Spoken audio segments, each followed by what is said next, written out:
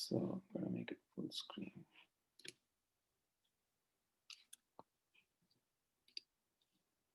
Okay. Okay.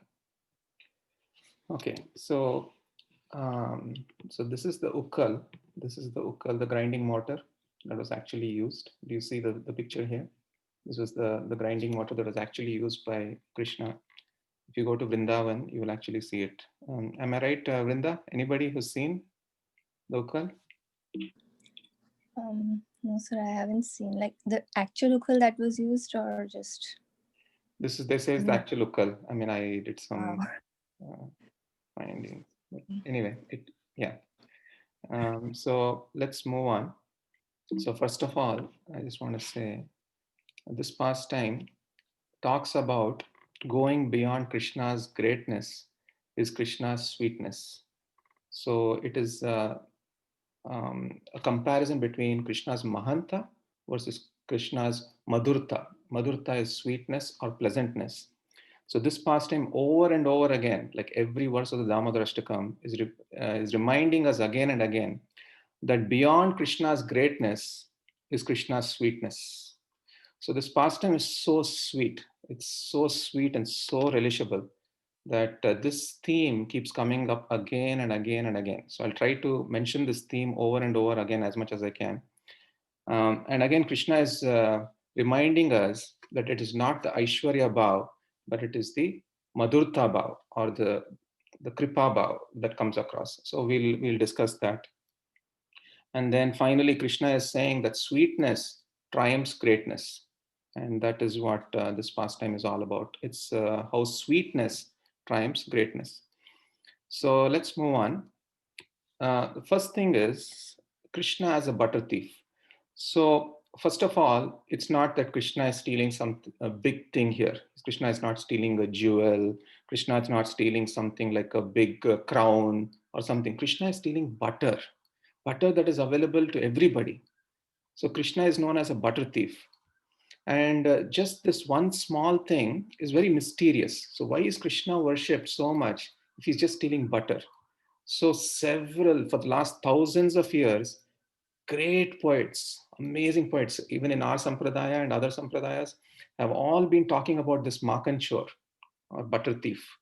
So we can start from other sampradayas, other poets. So let's start with Surdas. Many of you may have heard this. Me nahi makan kayo. O Maya Mori Me Nahi Makan Kayo. Have you heard that? It became popular more recently with Alup Jalota. So here again, it's just talking about this butter thief pastime. And this more in our line, we can talk about Srila Bhaktivinoda Thakur. Every morning we sing this. Govinda Madhava Navanita Taskara Sundarananda Gopala. So Navanita is fresh. Nava is fresh. Nita is butter. So Navanita is fresh butter, right? The fresh butter, and Krishna is stealing that fresh butter. So why fresh? Because the fresh butter is actually the softest. The fresh butter is the softest butter. So here, our acharyas explain, especially Bhakti Siddhanta Saraswati Thakur, that if we want Krishna to steal our hearts should become as soft as butter. So there are several instances, especially Vinay Prabhu, since you have read the life of Bhakti Siddhanta Saraswati Thakur, even though he was the Simha Guru, he made sure that his disciples cultivated this soft-heartedness. So one thing that comes to mind is that there was one time when his sannyasi disciples were kind of becoming proud. So he called all of them and he told them that you must all go and give charity to beggars. Now they were saying, but we are sannyasis. How can we give charity? What do we have? So then he reminded them that even if it means that you beg or borrow, you have to give. Because by giving, your heart becomes soft. And it is only the soft heart that Krishna actually steals. So the softness is what Krishna is looking for. And what is the word that is used for stealing in terms of Krishna? Other than Makanshor, can you think of another word? Anybody? I'll just make it interactive so that we can. What is the word for stealing? Heart. Hari. Hari. Yes. So Hari is the word that I was thinking of. And then even, of course, Bilva Mangal Thakur in Chaurashtakam, the first verse itself, Raje prasidam navanita choram gopangananam chadukula choram aneka janmarjita papa choram chauragraganyam purusham namami. Again, the word navanita is used here. So here, initially, the first line talks about Krishna stealing the butter. Then the second line, he talks about Krishna stealing the gopis' clothes. And then the third line actually reveals what is Krishna actually stealing. Krishna is stealing not only the hearts, he's also known as Chitta Choram. He steals the mind, he steals the heart. But the third line says, Aneka Janmarjita Papa Choram, all the sins that you have committed in all many lifetimes, Aneka Janmarjita Papa Choram, he steals all of those things as well. To such a wonderful thief, Chauragraganyam Purusham Namami, I offer my obeisances. Isn't this beautiful? Actually, in one sense, when Krishna was stealing, and the gopis would come and say, "Hey, you're a thief, you're a thief." Then Krishna would immediately say, "I'm not the thief, you are the thief." And in one sense, even though he childishly said that, there is a lot of truth in that. Because who are we to steal? Bhoktaram Yagyatavasam. I mean, there's so many verses in the Gita talking about how Krishna is everything. We offer everything to Krishna. So everything actually belongs to Krishna. So the butter actually belongs to Krishna. So we are not thieves. And actually, um, we are just using what Krishna has given us. So I can remember one more pastime of Srila Prabhupada. There was this one rich person. He went to Srila Prabhupada and he owned a big glass factory. Some of you may have heard this pastime. And then he starts saying to Srila Prabhupada that I can understand everything, but I can't understand this one fact that Krishna was a thief, was a butter thief. That one thing I can't understand, but I really appreciate Krishna and I really pray to Krishna. And then Prabhupada actually ignored that question. And then later on, Prabhupada asked him, "So what are you? What is your business?" So he explained that I'm the owner of a glass factory. Then Prabhupada asked him a little further, "So how do you make glass?" So he said that we make glass through sand. So then Prabhupada asked him, "Where do you get the sand from?" He was a little bewildered. "Oh, sand comes from Bhagwan." So then Prabhupada explained to him that if sand is coming from Bhagwan, so everything belongs to Bhagwan. So who is the thief? So Prabhupada proves that you are actually the thief. You are actually stealing the sand and making glass. But Krishna is not the thief. So with that introduction, I just want to mention that I'm taking today's class from several commentaries. As I mentioned, Srila Vishwanath Chakravarti Thakur's commentary, Srila Jiva Goswami's commentary, Srila Sanatan Goswami's commentary, also from some books called Hari Vamsha and Anand Vrindavan Champu. So let's get started. So I'll just briefly mention the pastime here. And then if anybody wants to add anything, you can. So the pastime occurs very early in the morning when Krishna wakes up. And then he comes and Mother Yashoda is churning butter, churning yogurt into butter. And then Krishna comes and immediately holds the churning rod. He stops. And as I explained last Saturday, that Krishna stops the churning, similar to how Krishna stops all of our material activities. When someone is completely surrendered, then Krishna actually stops our material activities. So that's why he holds the material rod, the churning rod.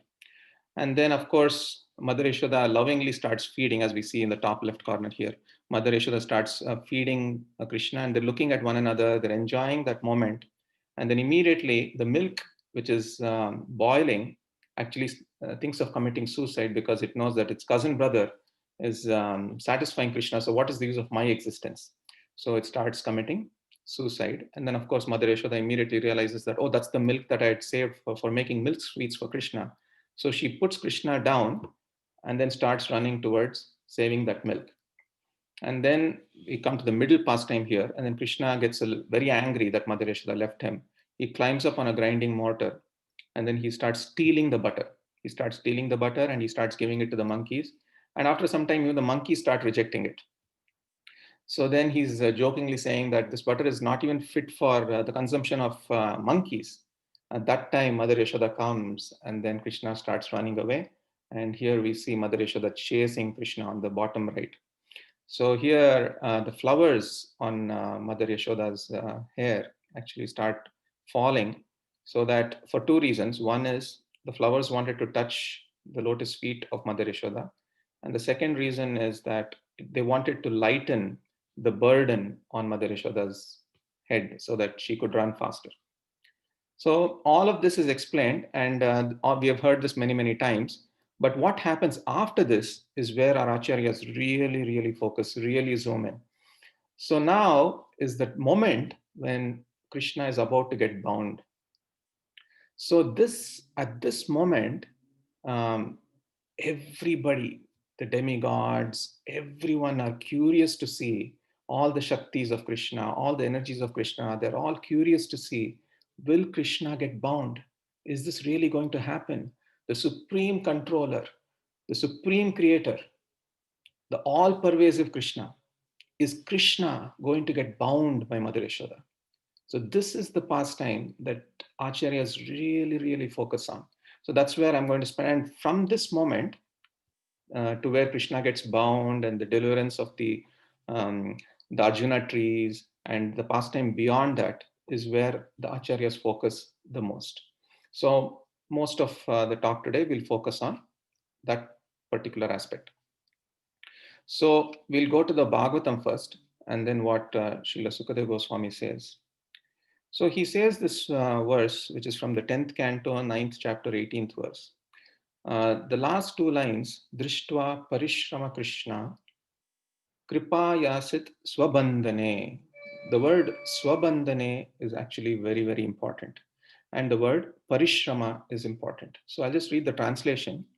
Because of Mother Yashoda's hard labor, her whole body became covered with perspiration, and the flowers and comb were falling from her hair. When child Krishna saw his mother thus fatigued, he became merciful to her and agreed to be bound. So the last line, Kripa Yashit Swabandhane. Swabandhane means he agreed to be bound himself. No one else can bind Krishna. Swabandhane, Krishna bound himself. So, and then Parishrama is the effort that Mother Yashoda is putting. Okay, so now this one word Swabandhane is explained in many, many ways by our acharyas. So Srila Vishwanath Chakravarti Thakur explains that the first reason, Swabandhane, is of course it's Krishna's own will. And that's the first reason, and that's obvious. But there are a couple of other reasons also. Can anybody guess why Krishna chose to bind himself at this point? You can say whatever comes to your mind or anything. I just want to hear. We heard in Shamananda Prabhu's class, like, to show the impersonalist that I am bound by the love of my devotees.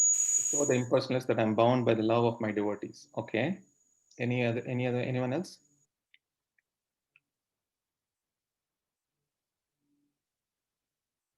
Okay. So Srila Vishwanath Chakravarti Thakur explains that one reason why Krishna chose to bind himself is that Krishna and Mother Yashoda are non-different in desire. So what this means is it's not that Krishna and Mother Yashoda are non-different, they're non-different in desire. So Mother Yashoda wanted to bind Krishna, and Krishna also wanted to bind himself. So in one sense, their desire became same. So similarly, when we are serving our gurus, we have to harmonize our desire with the guru's desire. The moment we start harmonizing it, then we can do our seva perfectly. So that is the lesson that we get here. And then the third important reason is, so when this pastime was going on, when Mother Yashoda was trying to bind Krishna, there were several other gopis around there. And they were all saying, Mother Yashoda, please let go, let go. It is not destined that Krishna will get bound. Destiny does not allow it. So just let go. It's okay. Just let Krishna be. Okay. So at that point, what happens is Krishna, who's hearing that, they almost said it sarcastically. They said, "Oh, it's not in destiny to Krishna. Krishna will never get bound." Then Krishna actually takes it as a challenge and he says, "What? I cannot be bound? I will show you that I can be bound." It's a very funny pastime in one sense. So Krishna actually takes it upon as a challenge. "Oh, you think I cannot be bound? Okay, I'll show you that I can be bound." So these are three reasons that the acharyas explain why the swabandhane is used. Now there are two reasons why Krishna hesitated in the first place to get bound. So what are the two reasons why Krishna hesitated? The first reason is that he wanted to go back to Mother Yashoda's lap. Now, if you all remember, the pastime begins by Krishna being on Mother Yashoda's lap and having the milk. And he wanted to go back to Mother Yashoda's lap. There are, again, two reasons for this. One is, so Mother Yashoda, after all that running, she started perspiring. Her whole body was filled with sweat. And then it is said that the sweat had the scent of agru, and it's a very beautiful scent. And Krishna wanted to experience that, so he wanted to go and be on Mother Yashoda's lap. The second reason Krishna wanted to be on Mother Yashoda's lap is because he wanted to hear the heart of Mother Yashoda, so the heartbeat of Mother Yashoda. So because it was always it was like a beat with a kirtan beat, and this particular kirtan beat that was going in Mother Yashoda's heart, Krishna wanted to hear. And this particular beat, he wanted to relish more, because now it was not just love, but it was love combined with a little bit of anger also. So the acharyas explain, just the sound of rain is okay, but the sound of rain along with thunder makes it even more relishable. So this is another reason why Krishna wanted to be on the lap. But when this was going on, the drops of perspiration, the drops of sweat were falling from Mother Yashoda onto Krishna's lotus feet, and they were begging Krishna, "Krishna, please bind yourself. Please bind yourself, because Mother Yashoda is running around so much to bind you. So please bind yourself, because we don't want her to suffer anymore." So this is another reason. Okay. So I explained the second reason. So these are two reasons for Krishna's hesitation. So let's move on to this pastime. So a lesson that we can learn, as explained by Vishwanath Chakravarti Thakur, is that we also experience three things, and this we all experience even now. And this is exactly what Mother Yashoda was experiencing as sadhakas. So the first thing is, she experienced extreme exhaustion. She was feeling very tired, very fatigued. In fact, I was just asking Suman Prabhu, "How are you feeling?" He said, "I'm feeling very exhausted, very fatigued." So Mother Yashoda was also feeling very exhausted, very fatigued by doing sadhana. I mean, by doing this running around trying to catch Krishna and so on. But sometimes after that exhaustion, if we experience success, then we feel good. But Mother Yashoda was not even experiencing success. She was not able to bind Krishna. She was actually experiencing failure. Just imagine, after all this effort, you're experiencing failure. Similarly, we also get exhausted. We also experience failure. And the third thing is, which is the most difficult to take, is criticism. Now, everyone around Mother Yashoda was criticizing Mother Yashoda. "Stop wasting your time on this. You're going the wrong way about it. Just let Krishna be. Krishna is not destined to get bound." So they're criticizing. So these are three things that can happen as sadhakas: exhaustion, failure, and criticism. So we have to guard against these things. And what did Mother Yashoda do? Mother Yashoda did not stop. She continued despite these three challenges. Despite these three challenges, she continued doing it.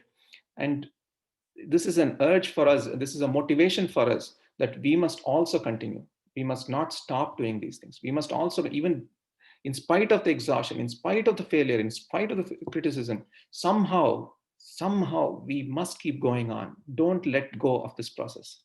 That is the important lesson that we get from this pastime of Yashoda Mai. So let's move on. Then, of course, we come to this famous thing of two fingers too short. So what are the reasons? What do these two fingers signify? Again, here, There is so many different ways the acharyas have analyzed this one particular pastime. For example, when we try to wear our dhoti, if my dhoti is too tight or something and I can't fit, nobody's going to analyze and nobody's going to write so many verses about this. But because it is Krishna, so much focus is there on this two fingers too short. Jiva Goswami has written about this. Srila Vishwanath Chakravarti Thakur has written about this. Sanatan Goswami has written about this. Over and over, I mean, so many things, so many people have written about this particular aspect. So any thoughts on what these two fingers signify? You can talk about the basic thing that we always talk about, and then we can go deeper.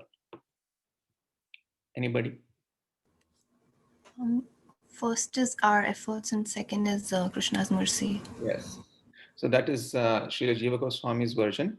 First is our effort, and second is Krishna's mercy. So there are other interpretations. I'll just quickly mention them. The first reason why two fingers too short is Krishna has two prominent Shaktis. So the first Shakti is called Aparichinna. Aparichinna means he has no beginning, he has no end. He's all pervasive. How can such a person get bound? So this is the first reason, or the first why the first finger fell short, and the second finger fell short because of Vibhuta. Or Krishna is all powerful. How can such a person who's all powerful get bound by a ribbon that is given by the gopis? So these are two. That is why it was two fingers too short. The second reason that the acharyas explain is, and this is a little interesting. So Bhagavad Kripa and Bhagavan Kripa are both needed, and this is what the two fingers signify. What does Bhagavad Kripa mean? It is the mercy of an advanced devotee. Unless we get the mercy of an advanced devotee, there is no hope for us. In fact, all of us, we have received the mercy of an advanced devotee. Some devotee showed some compassion on us, and that is why we are on this process. Now, that alone is not enough. Along with that, we need Bhagavan Kripa also. And how do we know if we are getting Bhagavan Kripa? We know that we're getting Bhagavan Kripa if we are able to serve the Bhagavat. If you're able to serve the Bhagavat, then we know that Krishna is actually showering his mercy on us. So this is another reason why two fingers are used, Bhagavad Kripa and Bhagavan Kripa. And the third reason why two fingers too short. So whenever we show two fingers, we almost make like a V shape, correct? We make a V shape like this. So when the Arjuna trees fell down, they fell down in the form of a V shape. So this is another reason that the two fingers too short means that two of the trees needed to be liberated, and that is another reason why the two fingers were short. And the last reason is, of course, as Vrinda Mataji said, our effort and Krishna Kripa, both are needed. So let's move on, continue this pastime. So another word that I underlined in the 10, 9, 18 verse was parishram. Now, shrama means hard work. Now, if you think about this, it is not that the gopis in Vrindavan were sitting idly, were lazing around. They were always working. They were always working hard for Krishna. And it is said that if you work hard not for Krishna, then shrama eva hi kevalam. It is just useless labor. So they were always working. They were always either cooking, making butter, thinking of Krishna, doing something for Krishna, making sweets for Krishna. They were always in the process of doing hard work. Not just that, the word pari is used. Now, this word pari occurs several times as a prefix, even in the Bhagavad Gita. Any guesses of what words or some words that you can, not just in Bhagavad Gita, even you can think of Hindi words also with the word pari as a prefix. Pariprashnena. Pariprashnena, 434, tadviddi pranipatena, pariprashnena sevaya, upadekshanti te jnanam, jnaninas tattvadarshinaha. So there the word pari is used. Anywhere else or any other Hindi word where pari is used as a prefix? Paritranaya. Paritranaya. Yes, thank you, Prabhu. Anywhere else? And this word pari, sorry? Parikrama. Parikrama. Yes, very good. I'll address all of these things. Anyone else? Any other word?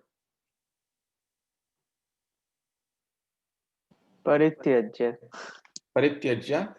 Yes. Parinam. Parinam. Anyone else? What did you say, Karan Prabhu? Parinam. Parinam. So what does Parinam mean? Result.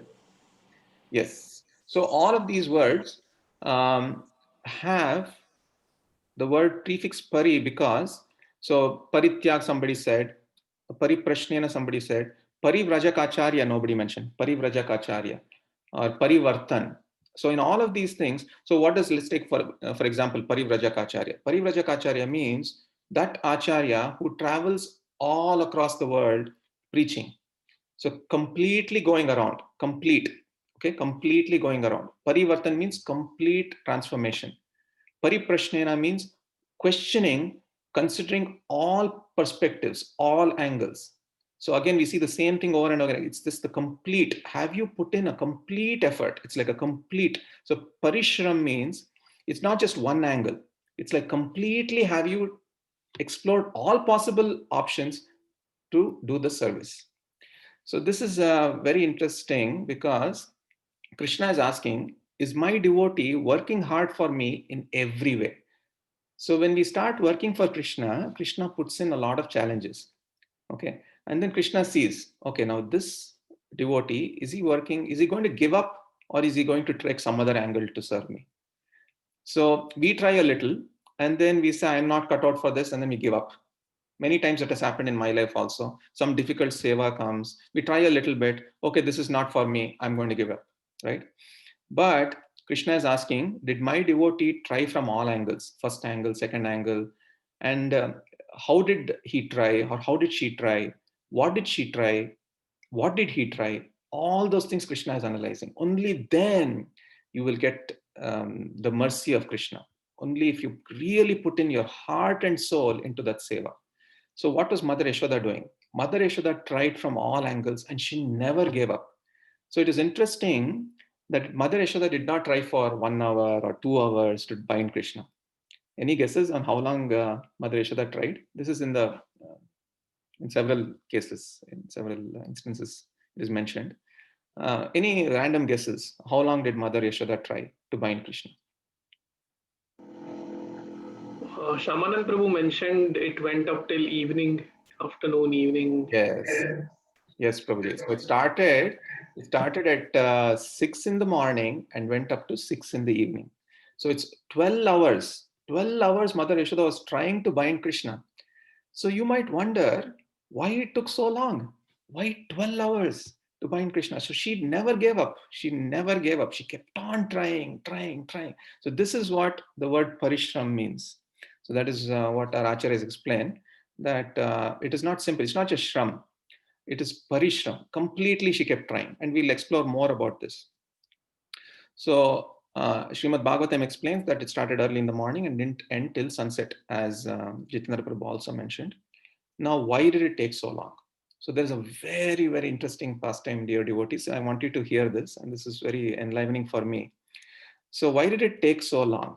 So it is explained that Krishna has 15 secret energies that travel with him and monitor every small action that Krishna does. 16 different energies. So typically, whenever Krishna has to do any activity, these 16 energies have a debate. Is this activity right? So they have a debate. And then they come to a conclusion, okay, if Krishna does this activity, then it is good for several generations going ahead. So what are these 16 energies? So I'll just explain all 16 very quickly, and I'll explain their arguments also. Now, please understand that there are going to be two separate parties here. Okay, some of them are going to say Krishna should get bound. Some of them are going to say Krishna should not get bound. Okay, so they're going to have a debate. So this is one reason why it took so long, because they were constantly having a debate, and Krishna is telling them that, come on, please make a decision soon, because my dear devotee Mother Yashoda is struggling to bind me. Please make a decision soon. So these are their arguments. Okay. So the first secret energy is aparichinna. I already covered this a little bit. So aparichinna is all pervasive. So he is saying that how can someone who's all pervasive get bound? There is no way. Krishna, you're not getting bound. I'm going to be on this side. where Krishna is not getting bound. So he's clearly taken up his side. There's no way you can get bound, Krishna. You're all pervasive. You have no beginning. You have no end. There's no way you can get bound. So he's made his position clear. The next energy speaks up, Vibhuta. So Vibhuta is all powerful. This also I covered. How can someone who's all powerful be bound like an animal? Krishna, no way you're going to get bound. What will people in the future think about you if you get bound? You are supposed to be all powerful. How can a rope bind you? So this is his argument. The next one is Kanti Shakti. Kanti Shakti means all beautiful. Now this person is putting up an argument saying that how can you get tied up, Krishna? Because if you get tied up, your beauty will go. I mean, you look so worn out, you're completely bound. I mean, that beauty of Krishna goes away. So no way you're getting bound. No way, Krishna, you're getting bound. Okay, so he puts this argument. He also, so many of these energies are all taking the side of Krishna, don't get bound, don't get bound, don't get bound. Some more examples. Kirti Shakti also. Kirti is reputation. So Kirti is saying that what will become of your reputation, Krishna, if you get tied up? I mean, your reputation is supposed to be very high. What if you get imprisoned like a prisoner? That will spoil your reputation. No way you're getting bound. No way. So he also clearly says, Krishna, you're not getting bound. So you see this debate that's going on. So of course, there has to be two parties. So there's another party also which says that Krishna should get bound. But let's see how many of these energies take this side first. Okay. Next is Vibhuti Shakti. So opulences. So he says, Krishna, you're supposed to be so opulent. There's no way that you are going to get bound. So all of these people are saying that Krishna should not get bound. Then the Shri Shakti, the wealth. Krishna, you're so wealthy. Anybody who's wealthy in this world, if they are imprisoned, if they are bound, then it creates such a bad impression. So there is no way that you can get bound. Then Vidya Shakti, knowledge Shakti. This Shakti is saying that you're so knowledgeable. Usually a very knowledgeable person will not get bound by like a prisoner. So there's no way you can get bound. Then Tushti Shakti. Tushti means satisfied. Now this Shakti is saying that Krishna, if you get bound, you will not feel satisfied. And I cannot let this happen because by every action of yours, you're supposed to be satisfied. And there is no way that you'll be satisfied if you're bound. So you're not going to get bound. So like this, everyone is presenting their arguments for Krishna not to get bound. Then there is Leela Shakti. Then there is Urja Shakti. Then there is Mahamaya Shakti, Yoga Maya Shakti, Veer Shakti, Kala Shakti. Then there is Jiva Shakti. So we have covered 15 so far. So 15 of these energies are saying that Krishna, you should not get bound. But there is one, the 16th energy, who says, Krishna, you should get bound. My dear devotees, any guesses? Who is that 16th Shakti? Ladini Shakti thing. Good guess, Vrinda, but something else. So Ladini Shakti is Krishna's internal potency.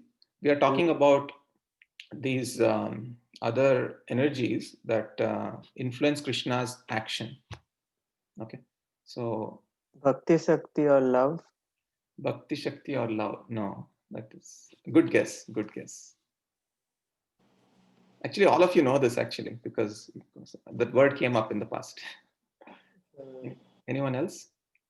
That I might be using the wrong word, but it's the Kripa Shakti. Perfect. Very good, Karan Prabhu. Yes. So it is the Kripa Shakti. The Kripa Shakti alone is fighting these 15 Shaktis. So Kripa Shakti is the mercy. So here the Kripa Shakti is saying that you have to be merciful. You have to be merciful to someone who is putting so much effort. And it is said that this Kripa Shakti is the queen of all Shaktis. It is called the Maharani of all Shaktis. So all of these other, and there's a beautiful discussion that goes on between all of these Shaktis and Kripa Shakti and how Kripa Shakti logically defeats all of these individual Shaktis. And also one more thing, these 15 Shaktis come under the Aishwarya Shakti. Okay, the Aishwarya Shakti or the greatness of Krishna. But the Kripa Shakti does not come under Aishwarya Shakti. So Kripa Shakti is the sweetness aspect of Krishna. So here again, it is shown by this pastime that sweetness conquers Aishwarya. Okay. So just like how Jitendra Prabhu conquered Aishwarya Mataji, this sweetness conquers Aishwarya. Just a joke. Anyway, so let's move on. So all of this is explained in 10, 9, 18. So this is the next verse in the Bhagavatam, and it's just these two verses that is really focused on by our acharyas. So this verse is also interesting. I'll read the translation. O Maharaj Parikshit, this entire universe with its great exalted demigods like Lord Shiva, Lord Brahma, and Lord Indra is under the control of the Supreme Personality of Godhead. Yet the Supreme Lord has one transcendental attribute. He comes under the control of his devotees.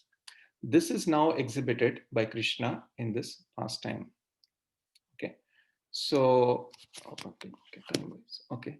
So is it okay if I go a little over today? So here, so Krishna is talking to the demigods. So in this particular verse, so now the demigods come to Krishna. Now they're also questioning Krishna that, come on, there's no way you can get bound.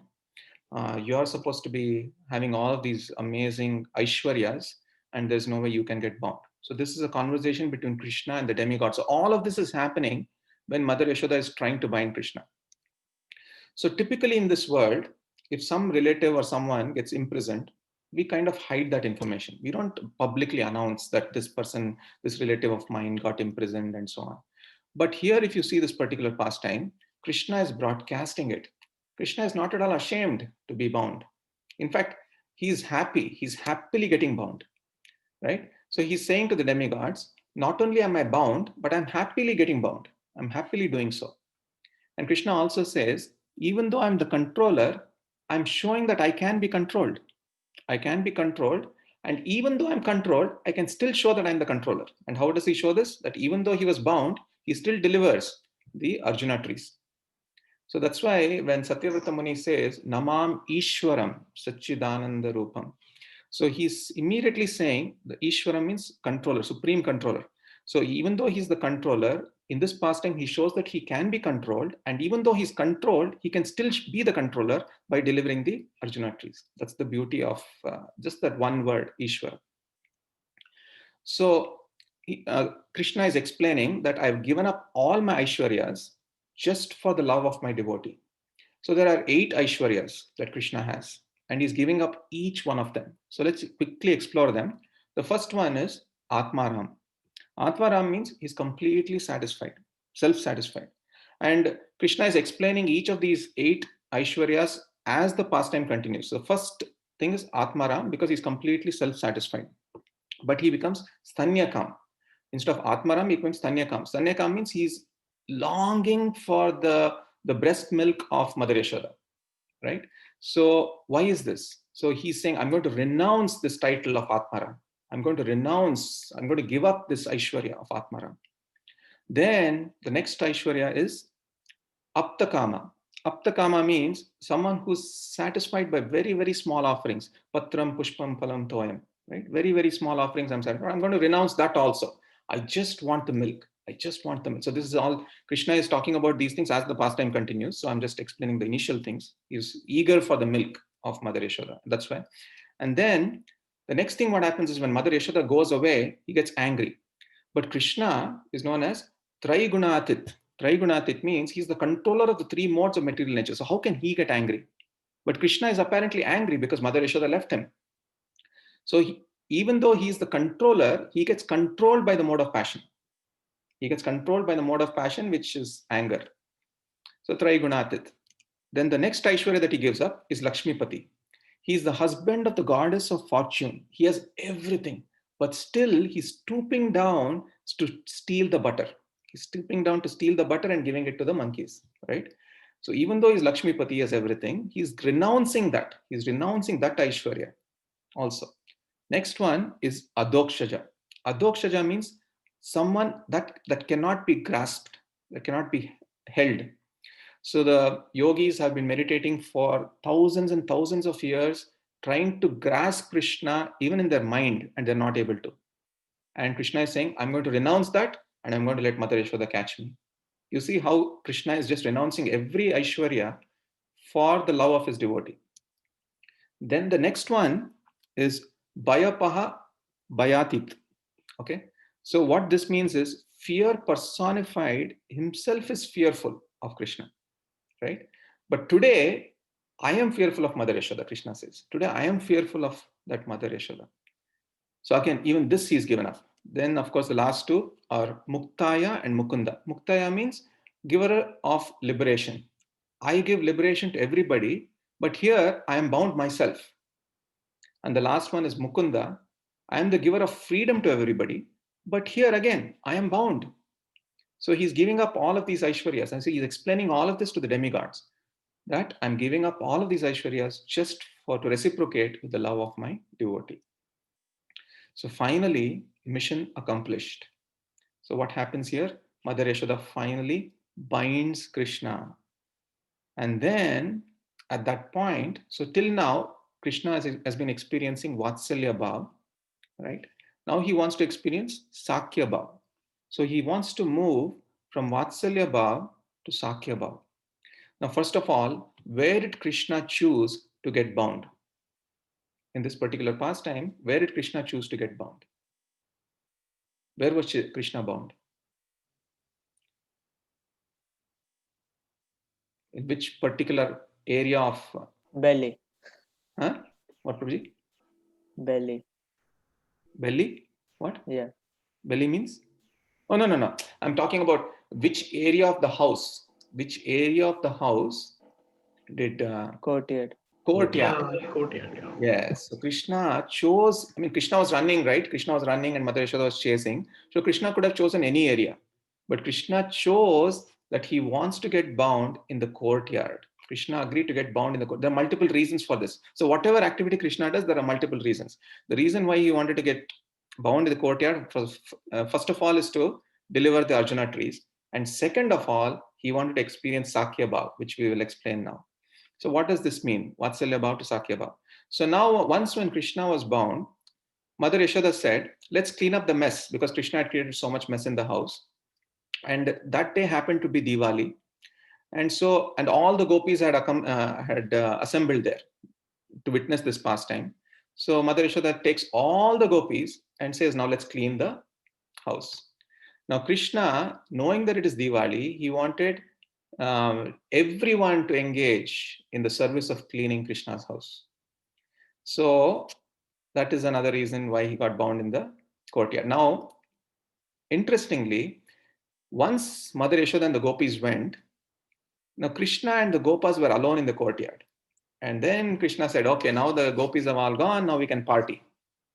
Okay, so now he says that now we can all enjoy. Even though I'm bound, let's all enjoy. Let's all party. At that point, Madhumangal, now Krishna is talking to the gopas. Madhumangal says, Krishna, but you have not eaten anything since morning. Then Krishna appreciates that sentiment. And then he says, now you can all go to your own homes and then steal the butter, the laddus, the sweets, everything, and then bring it here. And then they're all said, oh, but how can we steal? Then Krishna says, don't worry, all the gopis from your house are actually helping Mother Yashoda clean this house. So your house is empty now. You can just go steal whatever you want. So the gopas run to their homes, they steal everything, they bring it, and they start feeding Krishna. So, of course, then Madhumangal says, what a great idea. Why didn't I think of it? And then the gopas steal from their own homes and start feeding Krishna one at a time. Each one of them comes with their offering and they personally feed Krishna. And then only they'll start eating. So here's another important lesson for us. And then it is said that after that particular day, the gopas felt so happy feeding Krishna first that even in their homes, when they started eating, they would offer a nice plate for Krishna next to their plates. First, keep the boga there, and then automatically, when they kept the boga there, in a few seconds, the boga would disappear. And then only they would start eating. So, this is the first time where the offering ritual actually started. The gopas actually started offering to Krishna on a daily basis after this particular pastime. So, again, this is a beautiful pastime between Krishna and the gopas in Sakya Bhav. Then the gopis to Mother Yashoda.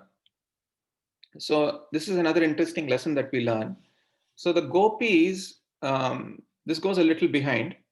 The gopis, all of them, when Mother Yashoda was trying so hard to bind Krishna, the gopis, of course, got their own ropes, they got their own ribbons, but none of them said, Mother Yashoda, why don't you move? I'll try to bind Krishna now. Right? Isn't this interesting? So typically when somebody is struggling, we tend to say, oh, come on, move, I'll do it. But none of them, not one of the gopis said, Mother Yashoda, move, I will do it. They did not want to take that service away from Mother Yashoda, but just wanted to assist Mother Yashoda. So this is another thing that we learn, that we have to offer on behalf of our spiritual masters. And this is another thing that we see, which is different from the impersonalists. Impersonalists, after a certain time, they say that I can become better than my guru, or I can go beyond my guru, and things like that. But here we see that the gopis were so submissive and so surrendered that they did not want to overstep Mother Yashoda. So also, interestingly, as I think Karan Prabhu mentioned last Saturday, Radharani's hair tie was the last ribbon that was used. It was that ribbon that finally was used to bind Krishna. And that ribbon had the strength of all other ribbons. So basically, what happened was, so many ropes, many ribbons were given. So when the ribbons did not work, Mother Yashoda would sometimes discard some of those ribbons. And the hair tie of Radharani was actually very delicate and very weak, actually. So Radharani, out of her causeless mercy, said that because they've all put their effort in getting their ropes, let the strength of this hair tie contain the strength of all the other ribbons. So that is why this ribbon, which is Radharani's hair tie, was so tight that it was able to pull the ukkal. Not only pull the ukkal, but also pull the entire Arjuna trees down. Right? So that is another thing. And then finally, in the courtyard, when the grinding mortar fell down, the ukkal fell, the Krishna said, why don't you push it? Why don't you push it? Then one by one, each one of them started coming and pushing. Madhumangal and so on, each Gopa came, but none of them were able to push. It was so heavy. Then Krishna said that for any significant project, we have to push together. Like Krishna said, why don't you all push the grinding mortar together? So once they all started pushing, then the grinding mortar started moving. The ukkal started moving. So this is another important lesson for us, that we should all work together in collaboration on any significant project. Another instance that Krishna is bound, I wanted to spend a lot of time on this, but another instance where Krishna was bound was the Kaliya Daman pastime, right? So here also Krishna is bound not by rope, but by the Kaliya snake. And Krishna could have immediately come out of that bound, but he chose to wait. He chose to wait because he wanted an audience. He wanted an audience so that when he's dancing, everybody's there. He did not start coming out of that bound until Radharani came, actually. Only after Radharani came, he came out of the bound, and then he started dancing. He wanted his best devotee to be there so that he could perform. So now I'll just mention this particular thing, which is very, very interesting. And the Acharyas have explained it so beautifully. So now Krishna is bound by the rope, and then the ukkal is behind, right? So the rope is binding Krishna, and the rope is also holding ukkal, and Krishna is moving forward. He's actually crawling, right? So just imagine this. And now the rope and the ukkal are having a debate. Who is more fortunate? The rope is saying, I am more fortunate because I am binding Krishna's belly, which is supposed to contain all the universes, all the living entities. Who can be more fortunate than me? That is the argument that the rope is putting. Now, the ukkal has a very interesting argument also. Any guesses? This is very nice to churn. So, any guesses on what the fortune of ukkal is? Anybody? It's holding that rope. Huh? It's holding the rope itself. The ukkal is holding the rope. Okay. Anyone else? What is the fortune? Uh-huh. It's forcefully dragged by Krishna. Forcefully dragged by Krishna. Okay. Remember, this is a very jovial argument. They're actually trying to defeat one another. Rope is saying, I'm more fortunate. Ukkal is saying, I'm more fortunate. So what is the fortune of Ukkal here? So, correct me if I'm wrong. Krishna stepped on the ukhal so he got the lotus feet on him. Very good, Prabhu. So the very close to the right answer. The Ukkal is saying that constantly I am seeing the darshan of Krishna's lotus feet. Constantly and with such close vision. And Krishna, while crawling, he's actually kicking me again and again and again. So he's saying that what fortune can be better than this? So like this, they both are arguing. Okay. So the rope is saying everything rests in the belly of Krishna. And Ukkal is saying the most important part of Krishna's body, the Krishna's limb, is Krishna's lotus feet, which is craved by everybody, by Lakshmi Devi herself. And I am able to get the touch of Krishna's lotus feet. How fortunate I am. So like this, they're arguing. And then, of course, he also explains beautifully that I'm more fortunate than Lakshmi Devi, he says, because Lakshmi Devi gets the association of Krishna's feet in the association of other co-wives. Like one co-wife is Tulsi. Tulsi is always placed at Krishna's feet. So in the association of Krishna's other co-wives, Lakshmi Devi gets the association of Krishna's feet. But here I am, Ukkal is saying, here I am, there is no other competitor for me. It is just me and Krishna's lotus feet. There's nobody. How fortunate I am. So like this, they go back and forth with beautiful conversation. They go back and forth, back and forth. And finally, they decide, it doesn't matter who is more fortunate. Let's work collaboratively to help Krishna. To help Krishna move smoothly in this courtyard. So then, also it is interesting, the courtyard was not very smooth. It had bumps, ups and downs, and so on. So when it was up, the ukkal made itself very light so that Krishna could easily pull him. And it was down, sometimes when Krishna had to go down, the ukkal became heavy so that Krishna would not fall. And what did the rope do? The rope said that because I'm around Krishna's belly, I don't want any marks around his belly. I'll make myself so soft that it does not hurt Krishna's belly at all. So this is the way that they have this wonderful conversation between one another. And then also the acharyas explain at this particular point, what does the rope signify and what does the ukkal signify? The rope signifies protection of Mother Yashoda. And the ukkal signifies Krishna's independence, because Krishna climbed on the grinding mortar, Krishna started doing things independently. But the acharyas explain that the rope, the protection of Mother Yashoda, is way more prominent than the independence of Krishna. Krishna is giving up his independence and depending on the protection of Mother Yashoda. So that is this interesting pastime between the rope and the grinding mortar. At that point, Balram comes into the scene. Okay, so then he starts questioning, who dared to tie Krishna? He's yelling at the top of his voice, who dared to tie Krishna? He's saying in a very angry mood, don't you know that Krishna is the supreme creator, the supreme controller? How can anybody tie Krishna? It's impossible. Who is this? Who has done this? Loudly he's yelling. Mother Yashoda hears Balram's voice. So she comes out with a stick in her hand. And then she says, what are you saying, Balram? What did you say Krishna was? And then he, in a very low voice, he says, Krishna is supreme creator, supreme controller, like that. And then she says, oh, you're saying Krishna is supreme creator? Oh, what are you then? What are you? He says, I am Ananta Shesh. I'm Ananta Shesh. I always protect Krishna in all his pastimes and things like that. A very soft voice. Oh, you think you're all so great that you're the supreme controller and you're Ananta Shesh and all those things? Let me show you what I can do. And she starts raising her stick to beat Balram. And then Balram runs away from there.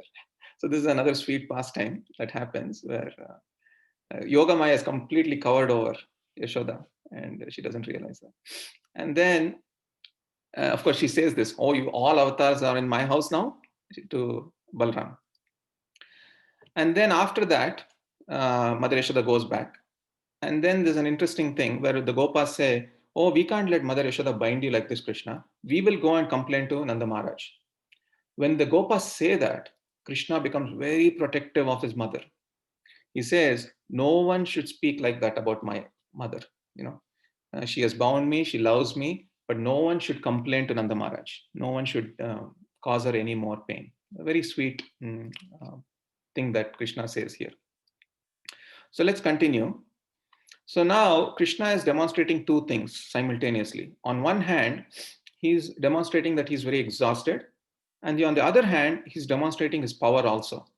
So to the Gopas, he's demonstrating exhaustion. He's completely tired. He's pulling this grinding mortar, so he's tired.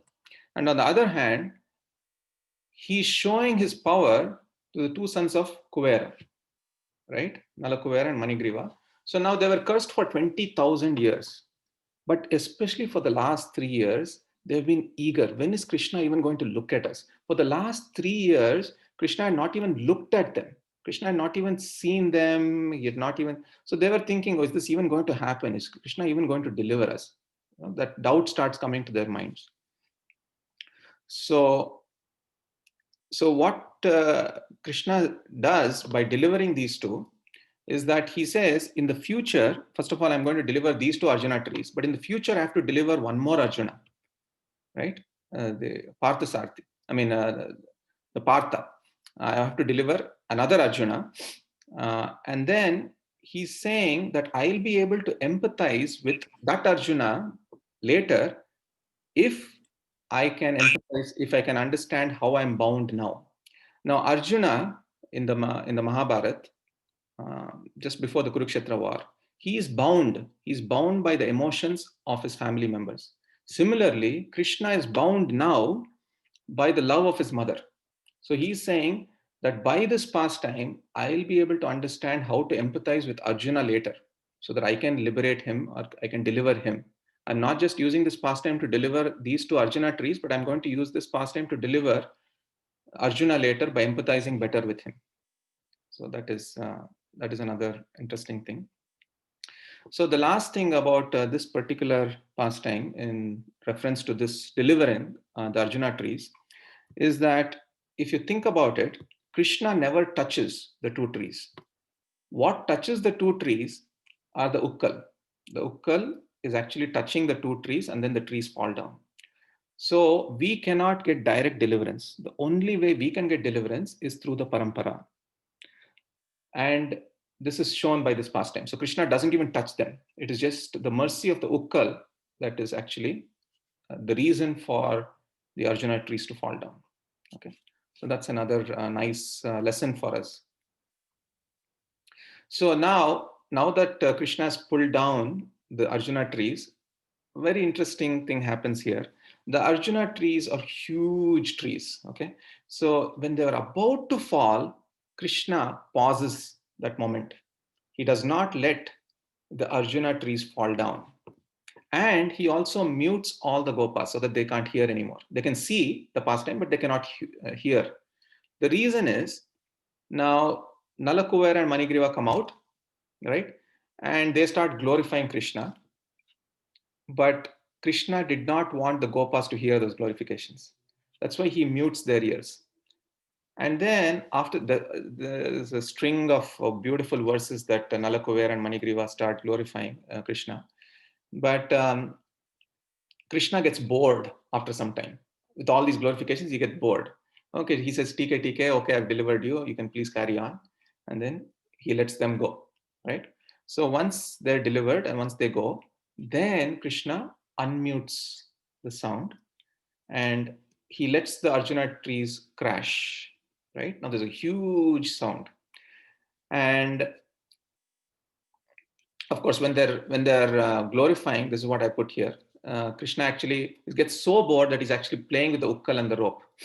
Okay, and then so finally, when he unmutes, the Gopas hear this huge sound, and of course, Krishna has not yet unmuted everyone else in Vrindavan, just the Gopas he unmutes. And then so Madhumangal immediately comes running and he says, "Who are they? Who are they? Who are they, Krishna? Who are they? Who are those two people? Who are they?" Then Krishna immediately says, "They were ghosts. They were ghosts that came out of a tree. Then Madhumangal asks, what were they asking you? They were asking you something. What were they asking you? What were they asking you? Krishna, very funny, in a very funny tone, says, they were asking, where does Madhumangal reside? So Krishna says, where is Madhumangal? So then Madhumangal asks, oh, did you send them to my house? And Krishna says, yes, I sent them to your house. So Madhumangal becomes extremely scared. And it's a very funny pastime. So now Krishna unmutes the sound to everybody. So now everybody in Vrindavan hear this loud sound of the 2 trees falling down. Nanda Maharaj immediately arrives at the scene. So now you may question that it's been 12 hours. Where has Nanda Maharaj been? So Nanda Maharaj was preparing for the Indra Yagya. That was the next day. So after Diwali, the next day is Govardhan Puja, as we know. So before Govardhan Puja, of course, it was the Indra Yagya that was happening. So Nanda Maharaj was preparing for the Indra Yagya. So that's why he was not in the scene. So he arrives after hearing the loud noise. And then immediately with a loud tone, he says, which Rakshasa, which demon, which murderer tied you up? So he's very upset. He's very angry. He's saying, which Rakshasa, which demon, which murderer? He uses these very strong words. At that point, Mother Yashoda hears those words and comes out. And of course, Krishna is still angry with Mother Yashoda. He says, tell Nanda Maharaj who tied me up. He's telling tell Mother Nanda Maharaj who tied me up. So then at that point, Mother Yashoda breaks down. She breaks down and then she goes inside and starts crying. Oh no, I got called by a murderer. I'm not Krishna's murderer. I'm not a demon. I'm not a Rakshasa. I'm not anything, but I just bound Krishna. And now she's so sad. She's so depressed that she goes inside and starts crying. She completely breaks down. Okay. So then what does Nanda Maharaj do? He's the first person to untie Krishna. He unties Krishna and he takes him and bathes him. He bathes Krishna. And that is while that is happening, Mother Yashoda is crying in the inner chambers of her residence. So Rohini comes and calms her and says that, have you realized that Krishna has not eaten anything since morning? That is the only thing that actually calms her down, actually. Because she says, oh, I'm going to commit suicide, everybody's against me, Krishna doesn't like me, my husband doesn't like me, what is the point in me living? And so Rohini tells that, have you realized that Krishna has not eaten anything? Then immediately she, oh no, I've not cooked anything for Krishna. So she goes in the kitchen and she cooks a lot of things and she keeps it on the table and she goes back to her room. Okay. So then at that point, Nanda Maharaj and Krishna come back after taking bath. And then Krishna says, he doesn't even address his mother. Okay.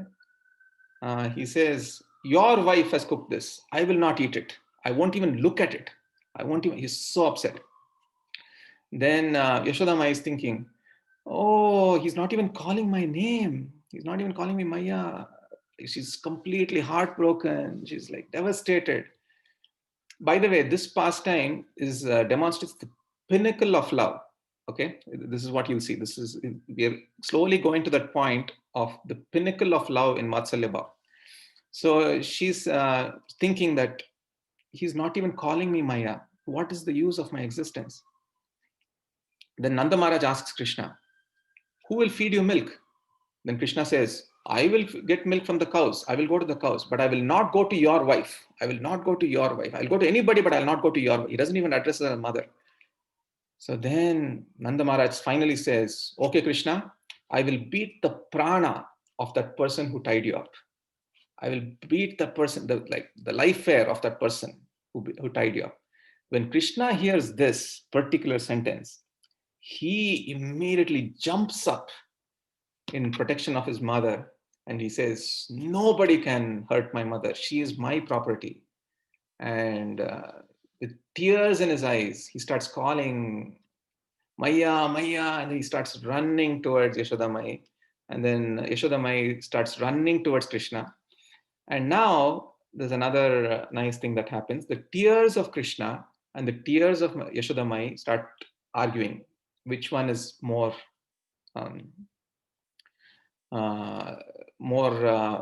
deep, you can say. So Yashoda Mai's tear argues with Krishna's tear. And then finally, they embrace one another. This is a moment where Krishna and Yashoda are embracing one another. And then they walk back to the kitchen, and Krishna is holding Mother Yashoda's the tip of Mother Yashoda's sari and drags her into the kitchen. And then this is another sweet thing. So Krishna actually for the first time feeds Yashoda Mai with whatever she has cooked, but it is mixed with the tears of Krishna's eyes and also mixed with the tears of Mother Yashoda's eyes. And she's feeding Yashoda Mai. So then at that point, Krishna says, I can never win over you. I can never defeat you. I completely accept defeat. And then he says, I'm sorry for making Nanda Maharaj say those words to you. And then, because it was a long day, Mother Yashoda takes Krishna and tries to put him to sleep. And then at that time, Krishna says, please tell me a story. Any guesses on what story Mother Yashoda says at this point? It's an interesting thing. It all comes across in a cycle, actually. What story does Mother Yashoda say? It is in the Bhagavatam, the story.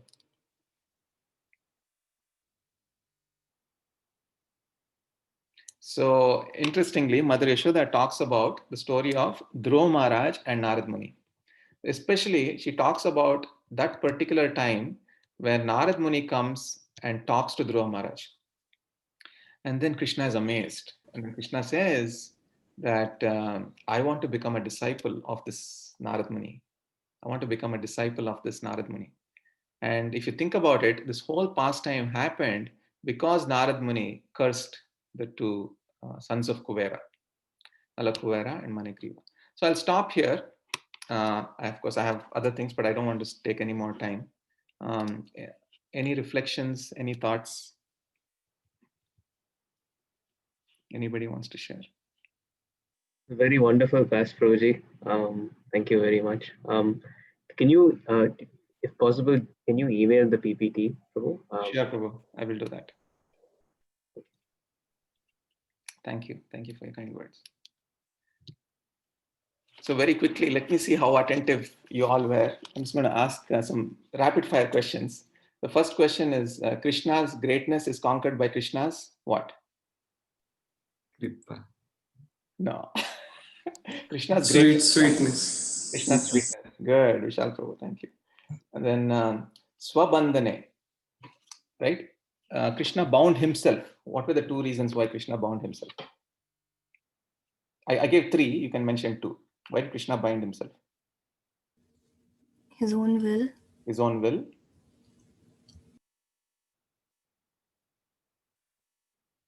And will. Yashoda Maya was told by the gopis that it's in your destiny, the destiny that you cannot tie. So Krishna took it up as a challenge and said, As a challenge. I can be tied. Beautiful, thank you. Then the three experiences as sadhakas. What are the three experiences as sadhakas that we go through? Exhausted. Exhausted, very good, Dhaval, thank you. Failure. Failure, yes. And the third one? Criticism. Criticism, yes. Exhaustion, failure, and criticism. Two fingers too short. What are the different ways to look at, understand that, according to our acharyas? One is, sorry, Prabhu, go ahead. So Bhagavad Kripa and Bhagwan Kripa is one. Bhagavad Kripa and Bhagwan Kripa is one. Then the all Aparichinna and Vibhuti energies. Yes. And yeah, I remember these two. Yeah. Arjuna trees. Arjuna trees, yes, perfect. Then Parishrama. So what does the word pari mean in Parishrama? All angles. All angles, complete, yes. So that means we must consider all angles in our service to Krishna. Then how many secret energies does Krishna have? 16. 16, yes. Can you name some, anybody? Vibhuti, Vibhuti, Lila Shakti, Lila Shakti, Kala Shakti, Kala Shakti, Veera Shakti, huh? Veer, Veer Shakti, yes. Shakti. Huh? Shakti. Kanti, Shakti, yes. Kanti Shakti, Kanti. Kanti Shakti, yes. Anyone else? Vidya Shakti, Yogmaya, and the wealthy one. I forgot the name. Aishwarya Shakti. All of these 15 are known as Aishwarya Shakti. And what is the other Shakti which is against this in the debate? Kripa Shakti. Kripa Shakti. Yes, that was easy. Okay.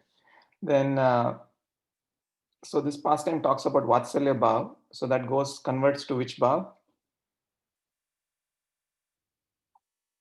Krishna wants to experience which other Bhav? Sakya. Sakya Bhav. Yes. What does the rope represent and what does Ukkal represent in this pastime? Rope represent Mother Yashoda's protection. Yes. And Ukkal? Freedom.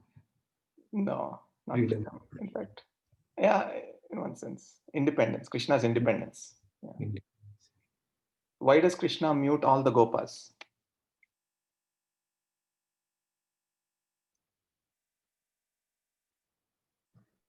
Doesn't want them to hear the glorification.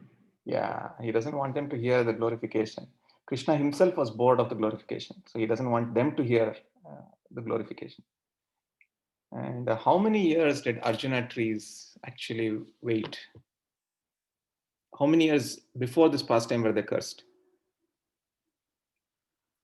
Yes, Suman Prabhu? He's saying 20,000. Yeah, 20,000. Yes. How do you know? He was muted, right? Lip reading. Yeah. And so for the last 3 years, of course, they were eagerly looking forward to.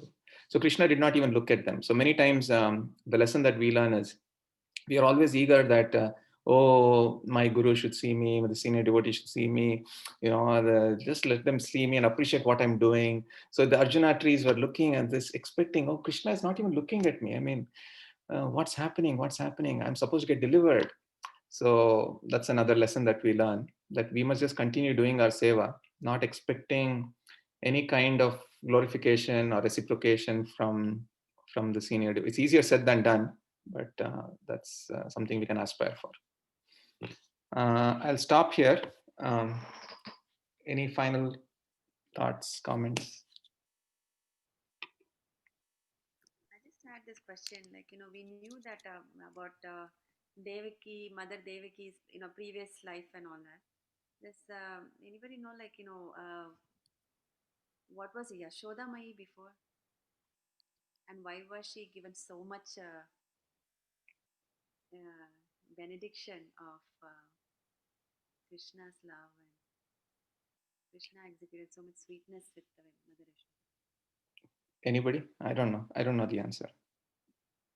Suman Prabhu? I heard Yashodama is Krishna's eternal mother from Golok Vrindavan. So she directly descends with Krishna, just like his other energies. This is what I have heard. Whereas everyone else takes different births, different pastimes, and I don't know, it may be Nitya Siddha and that kind of, like, there are some devotees who never take birth. They descend along with Krishna.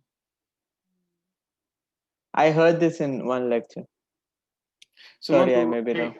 Suman Prabhu, now that you're speaking, can you share a little bit about what you shared? Rampad Maharaj's the research that you did.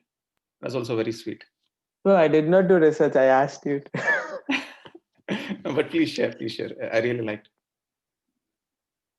Prabhu, let me take 1-2 minutes. Okay. Let others continue. Okay. Vishal Prabhu, what lessons did you get from this pastime? I was thinking about Mataji's question. I read in Krishna book. I think they were Drona and Dara in previous life. Who? There's an echo on you. Nanda Maharaj and Yashoda Mata. Oh. So they were like, I think Drona and Dhara. I read it in Krishna book. Oh, really? So I think they did austerity to Lord Brahma, and they were given this. And they are eternal father and mother of Krishna. Hmm. Actually, even I felt that Yashoda Maya is the eternal mother of Krishna, but that is in Golok Vrindavan. But in Mathura, which is also in the spiritual world, uh, wouldn't Devki be the mother of Krishna there, right? Yeah, I mean, it's not an answer, it's a question on top of a question. So, As far I heard, yes, but then they took this seva of uh, three births, Krishna taking three births. That was their service. Like even Brahma, our Brahma is also a pure devotee, but he took the service to, someone should be there too. This is what I heard again. I might not have heard properly because of my filters, but this is my understanding.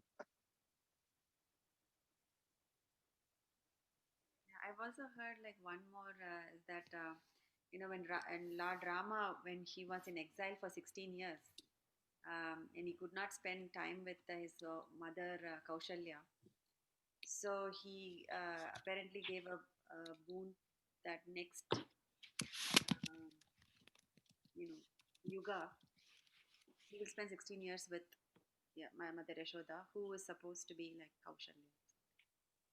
Um, I have no reference to this in scriptures, but I don't know if any of you have heard this.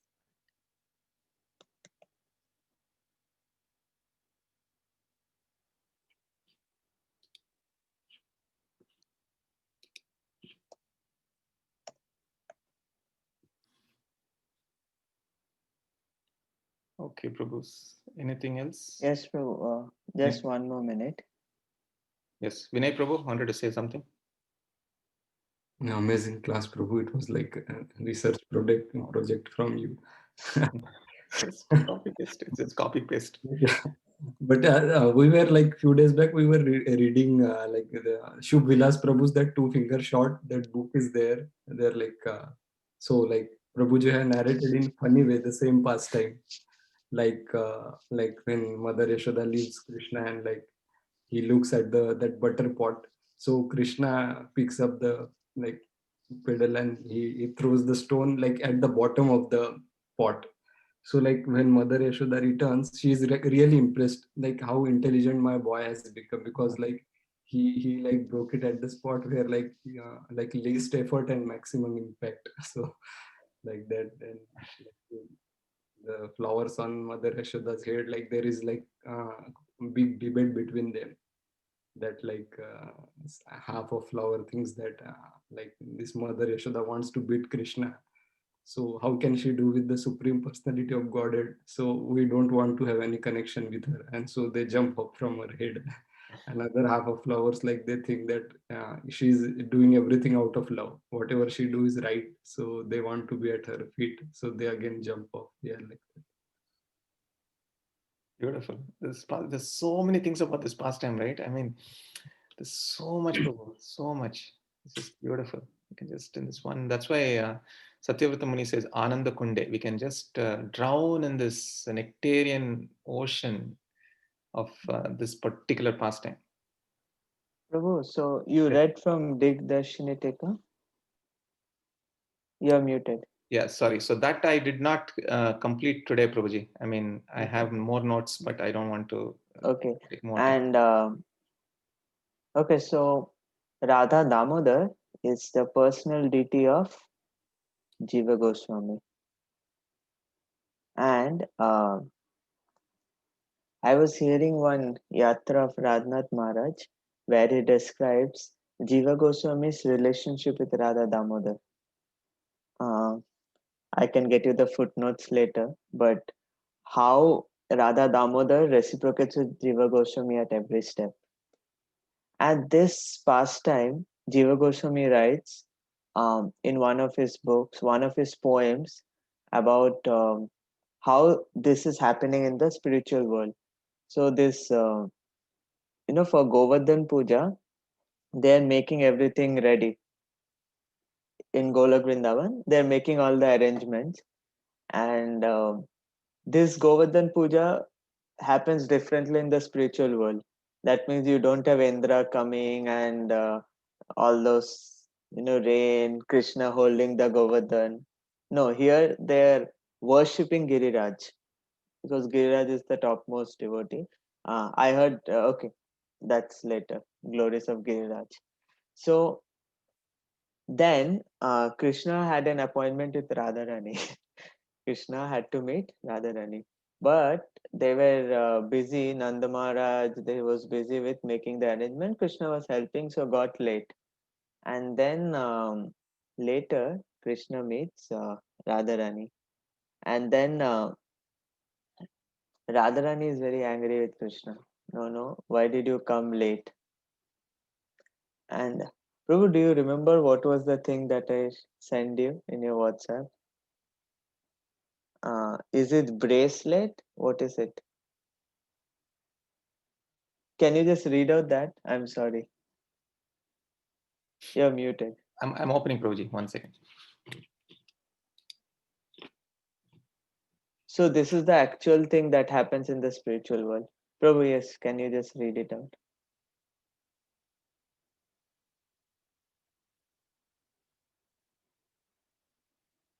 Jiva Goswami writes a set of beautiful poems called Gopa Champu. Have any of you heard that? In that, even there is one poem where this entire Damodar pastime is describing, like a conversation. Radha Damodar is Jiva Goswami's heart, so. Yes, Prabhu. Just can you read it out? That would be nice. Yes, Prabhuji, 1 second.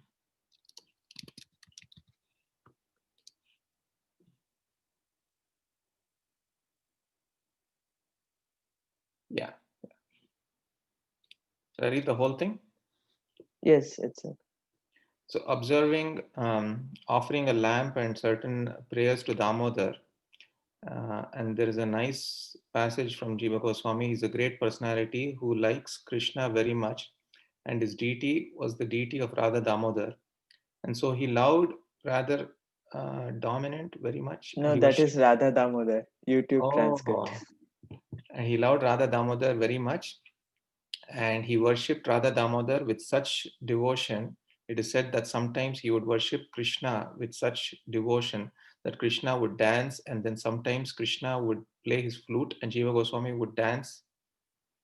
It was, they were wait, really, there's a lot of, I think, yeah, weight really up there in that exchange of love. He loved Damodar, so he wrote some nice songs as verses in Sanskrit about Damodar, and he describes that in the spiritual world, Goloka. There was a past time where Krishna was to meet Radha for some purpose, but he was late because in Goloka, his family was observing Govardhan Puja. Now, Govardhan Puja had its pastime here on earth, but in the spiritual world, Govardhan Puja without lifting of Govardhan Hill and the Indra becoming freed from pride and all that. There's Govardhan Puja in the spiritual world that's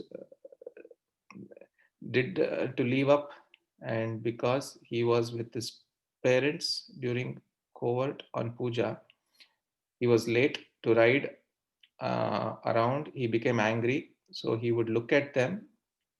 She was in her mundane spirit, so he tried to explain to her why he was late, and she was still in her angry mood. She wouldn't look at him.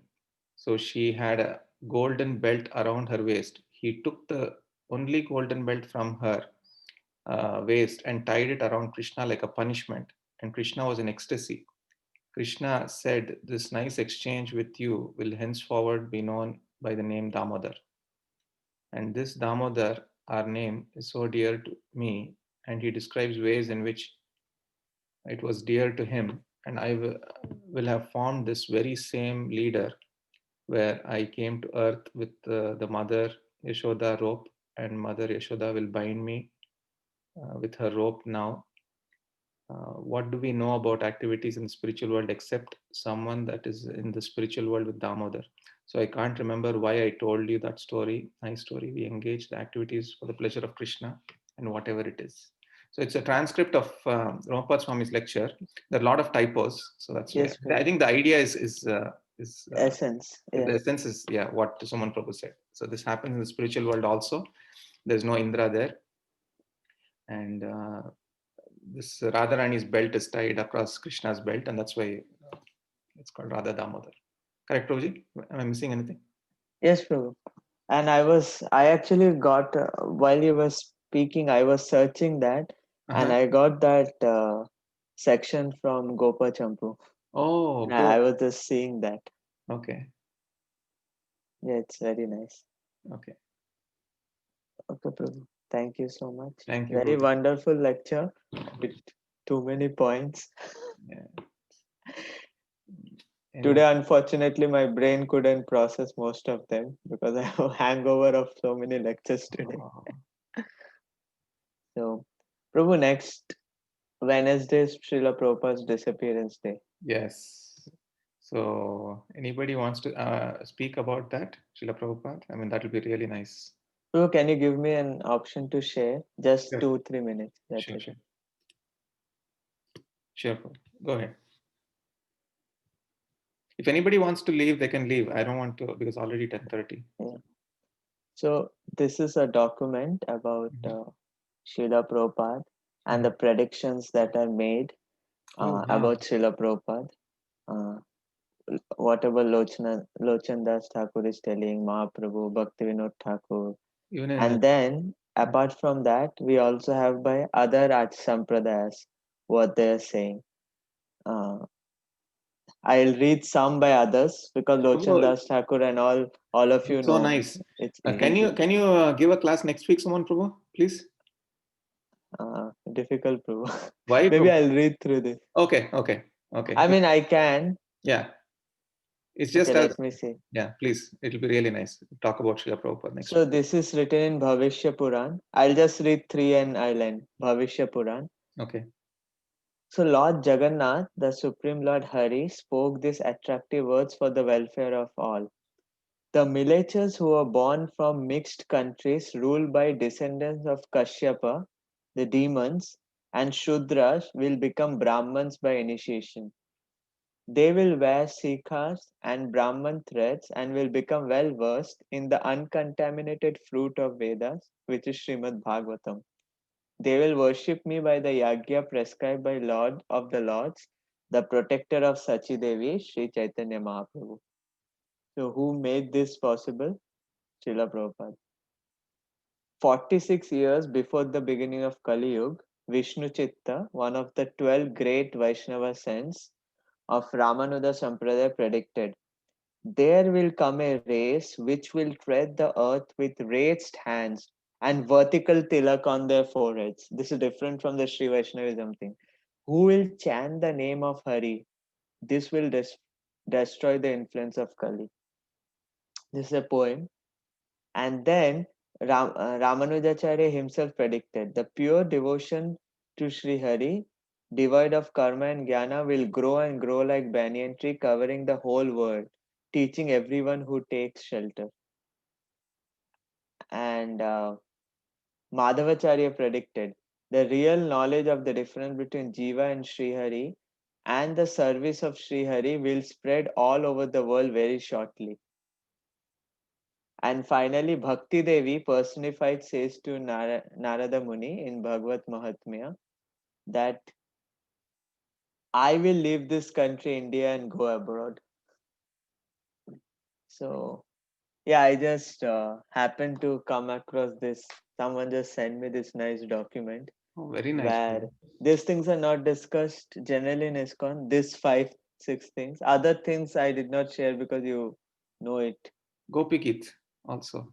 Yeah, Gopi Gate, and there are many lectures Prabhupada Acharya says, but this is revealed in other shastras apart from our Gaudiya Vaishnava Shastra.